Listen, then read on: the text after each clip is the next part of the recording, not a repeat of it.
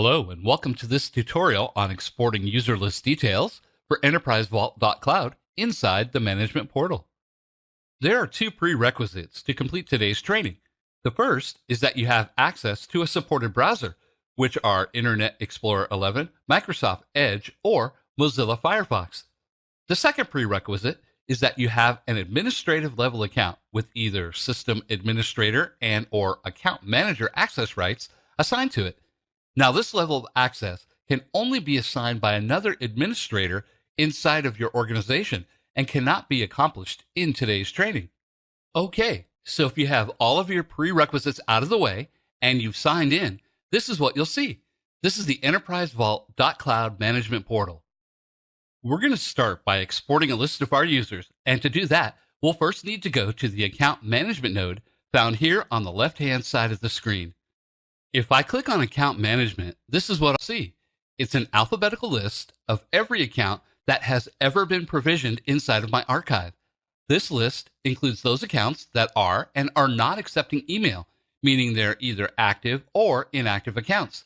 You'll be able to see a total count of all these accounts here at the very bottom of your screen. Now, say I just want to export this list, which has every account that has ever been provisioned inside of my archive. Well, I can do that by clicking on the Export to Excel button in the center of my screen. Once I click on that, I'll be able to open this in Excel format.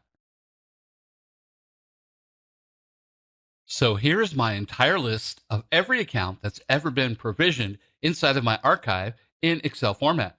Some of these headers are self-explanatory, like email address, role, last name, and first name. However, there are some specific columns that we should talk about. Is archive means whether they're archiving. Is PA allowed means whether that user has access to the personal.cloud. Is DA allowed means whether they have access to discovery.cloud. Is mobile allowed means they can access personal cloud via mobile. And then you see a header here for chatter archiving and whether that's enabled or not. You'll also notice there are lists of alias accounts that are associated with these primary username and email addresses, meaning that this email address and those aliases will be all archived under one account. That's great.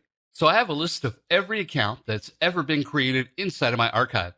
But say I wanted to be more specific. For example, export a list of just everyone named Chris. Well, you can do that here as well by searching for people named Chris and then running our search. Here we are with every user that has ever been named Chris.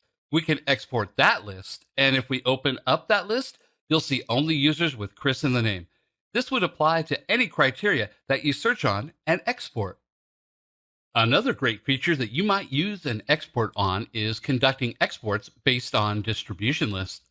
If you want to see who's been provisioned as part of a distribution list, well, underneath our customer filters section, you can find distribution lists, and every distribution list that has ever been provisioned inside of this archive will appear underneath our distribution list section. If I just wanted to see EV.cloud users, I can apply a filter, and there it is. I can also export this list just as easily as searching for the name Chris. Thanks so much for watching today's video.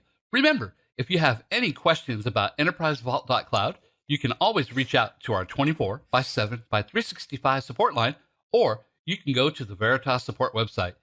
Thanks again for watching, and I hope you have a wonderful day.